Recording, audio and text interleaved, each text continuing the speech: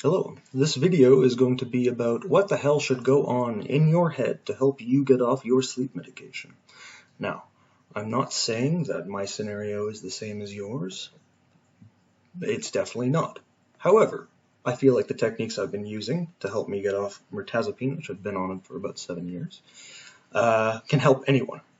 I had major sleep issues as a kid. I would toss and turn, not necessarily anxiety, but just my mind was very active all the time. I would fidget around, I would move around in bed, roll over, and just be stimming in bed till the early hours of the morning and not doing anything and not sleeping.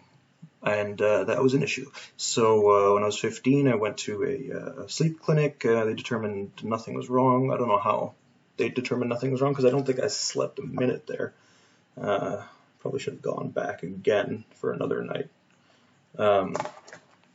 Anyway, got put on trazodone for a couple of years. That worked for a while. Then it stopped working. Then went to mirtazapine, which was the workhorse of all sleep aids I've ever attempted. Powerful medication, excellent medication. It made me eat. I was as skinny as nothing. I was a little nothing. Made me eat a lot. Made me put on some pounds. Made me sleep well. Definitely, I was the perfect candidate for mirtazapine, and it shows because I was on that drug for many years. But now I'm not the perfect candidate. Now I've changed, and it was it's a slow process, but I've never really tested how I am off sleep medication in many years, right? I've been basically taking them religiously since first trazodone prescription at age 15, and now I'm 25. So in my head, though, I said, okay, like I've come out of the closet, I've got diagnosed with Asperger's. Like these are big life steps for me, and for someone who analyzes constantly and loves to analyze things, this was it made me question, hey, maybe I don't need the sleep meds anymore. Maybe the weird places I was in my head at the time, back when I was younger, aren't going to be weird anymore. Maybe I can use my endogenous neurotransmitters and sleep hormones and just general circadian rhythm to actually fall asleep without the need of chemical aid. I've never tried it, right? So I was aware that every little bump in the road is going to set me back. It's going to be like, oh, I need that mirtazapine, So I was sort of preparing myself for all the negative thoughts that would come my way when coming off mirtazapine for sleep. I did it rather fast, but it required almost a delusional sense of positivity. But it wasn't an unreasonable sense of positivity. You definitely need to do it during a time of a break, maybe summer break or something like that. A time where you have off and you have time to spare, that you're not, it's not going to influence your work, it's not going to influence your school. You need to set a time for it. And I could have done this many times in the past. I've had many summers on this drug, and I've also thought, maybe I should do it this year. And then always said, nah, it's too much effort. I always postpone getting off of mirtazapine. And this time I didn't postpone. I'm like, you know what, screw it, I'm doing it. And I maintained sort of a positive. You have to sort of give yourself a break because, first of all, you've basically been on this drug for years and years and years, and you've developed sort of a routine where your sleep is just going to be flawless because of this medication. So you just pop a pill. It's the easiest thing possible. But I used to drink espresso at 11 o'clock and pop a mirtazapine an hour later and easily fall asleep. But now off the drug, you're a little more, you're a little more sensitive to things, right? You have to start considering bedtime habits, bedtime routines, sleep hygiene. You really have to start considering those things again. So like coffee, now I can't drink past, I wouldn't drink a coffee past 2 p.m. Things like that. You have to maintain a positivity, and you have to put that towards not just remaining positive and just wishing that sleep came upon you. You have to sort of make your own new routine You can do it. There's no doubt people can do that. Um, I just, it's an appropriate time in my life to try to get off of this medication. I couldn't do it years ago. I had a lot of stuff going on, and now I finally feel that it's time. So the first step, I guess, is making sure you know in your heart that this is something you want to do and you want to dedicate time to get off of it. And that does not mean falling into the trap of, oh, I'm just going to quit cold turkey and I'm going to suffer for a week or whatever, and then it'll be over.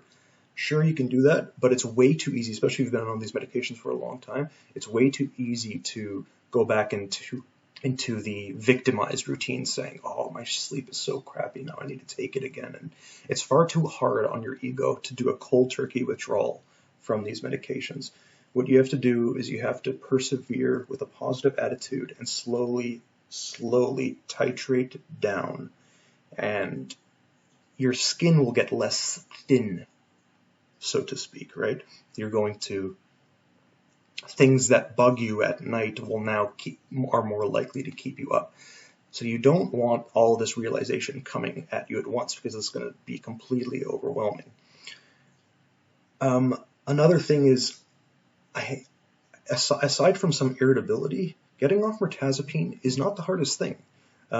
There are plenty of people who try getting off SSRIs and SNRIs and are struck with a complete withdrawal syndrome. And I know if you look up mirtazapine withdrawal, you're just going to find a whole list of side effects and a whole list of effects that you're going to feel, these brain zaps and stuff like that. I have not felt one brain zap from withdrawing from mirtazapine. It's actually not too difficult to get off. It's not a difficult drug. It's only been about 2 weeks and I'm down to a couple of milligrams from 45 milligrams.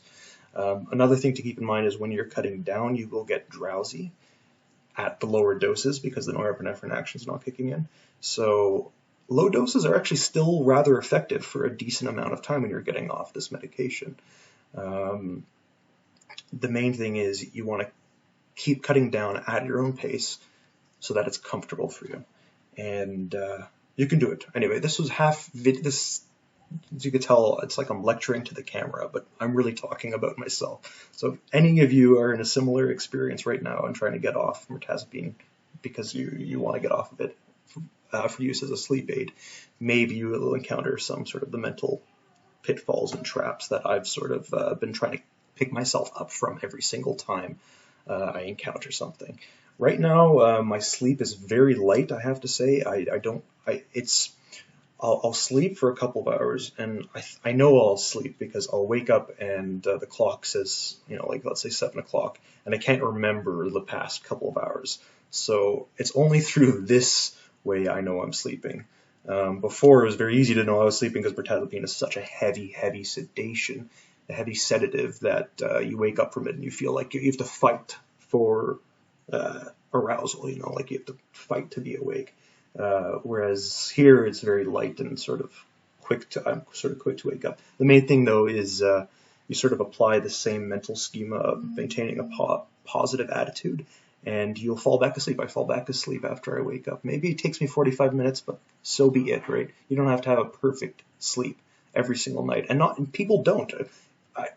Unless you're working, unless you're overworked, you're not going to sleep like a log every single night, and that's okay. I think that's a natural human thing.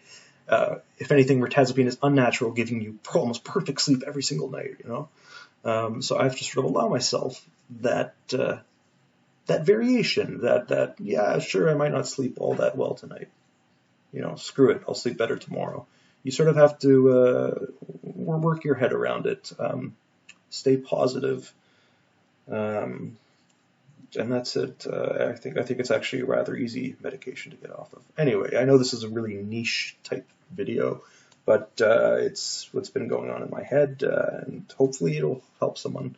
I haven't really noticed many videos much on mirtazapine withdrawal and what it could feel like. And if you read up on the internet, you're gonna either flip out at some of these withdrawal. Oh, it's the hardest thing ever. It's impossible, and it's taken weeks. I have to file down the pill with sandpaper. Spare yourself the ego, the insult to your ego, and that it's not an insurmountable effort to get off this medication. Sure, sit down and make the doses out for yourself with some sandpaper, whatever. It's really not that terrible. And it's really easy to get caught up on testimonials, on negative testimonials of drug withdrawal online. You're not that person. You never will be. Just don't have a victim complex when you're on this. Sure, it might be tough, but the main thing is that you remain positive throughout and come to conclusions about the next step that aren't drastic. Anyway, I'm probably trailing off here, but that's where I'm at. So it's really not that difficult. I hope to be off it very soon. I'm just sort of left with this remnant effect where I now have to, like, I've been taking the medication, and even before I could feel Mirtazapine kick in when I was taking it throughout the years, I would feel calm just knowing that I took a pill and now eventually I will fall asleep. It's like a guarantee. It's like, I've taken it, I'm guaranteed to fall asleep within an hour. And you know what? That's sort of an addictive thing. Not necessarily that the pill's addictive, but just that train of thought that you take something and it's, giving you a check mark for allowing you to sleep. So that's why I'm sort of taking maybe some melatonin on the side. Not that I think the melatonin is doing all that much. It didn't really help me all that many years ago, but it's still a little bit of a placebo. And I think placebos even work with the knowledge. I think you have to believe in it. That the placebo can do something. Like, I don't think these pill fragments are really doing all that much for me, to be honest, in ways of making me drowsy. But what they are doing is they're sort of fulfilling that role of, okay, you have taken a substance that helps you sleep. You are okay to try to sleep now, if that makes any sense. So, yeah, it might be a while before I kick the substances entirely and don't take any, not even a fragment. That might be a while. But I'll entertain that when I feel up for it. Right now, I'm just appreciating the lack of munchies. I'm going to lose all the drug weight I've developed. Not that I'm that heavy, but still it'd be nice. I'm also starting to work out a little bit, see what that does. But one step at a time, right? Anyways, that's it. Thanks for watching. Hopefully I didn't trail on too much. Hopefully it helped.